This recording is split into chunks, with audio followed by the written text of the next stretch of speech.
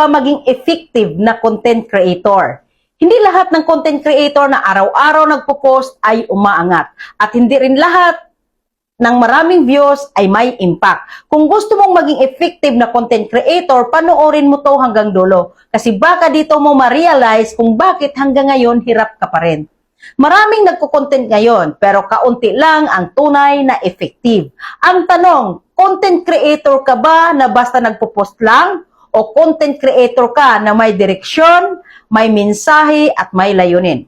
Ngayon pag-usapan natin kung paano ka maging effective, hindi lang visible.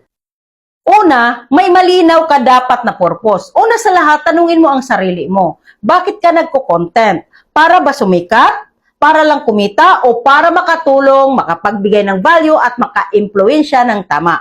Ang effective na content creator hindi nagsisimula sa algorithm, nagsisimula siya sa intensyon. Kapag malinaw ang purpose mo, kahit konti pa lang ang viewers mo, ramdam nila ang sincerity mo.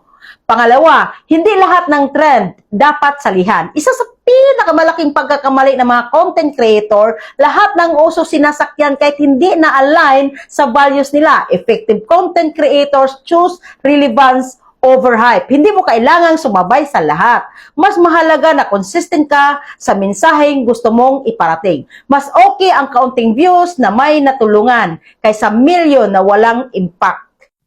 Pangatlo, value over viral. Makinig ka, hindi lahat ng viral ay valuable, pero lahat ng valuable may pangmatagalang epekto. Tanungin mo sarili mo bago ka mag-post, ano ang matutunan nila? Ano ang mararamdaman nila? Ano ang mababago sa mindset nila? Effective creators educate, inspire, or awaken. Hindi lang nagpapatawa o nagpapasikat. Pang-apat, authenticity ang pinaka-powerful na content. Hindi mo kailangan maging perfect. Hindi mo kailangan magpanggap na expert agad. Ang kailangan mo, totoo ka. Mas nanonood ang tao ng relatable kaysa scripted. Mas nakikinig sila sa taong may pinagdaanan, hindi lang puro salita. Kung sino ka sa totoong buhay, yun din dapat ang nasa content mo.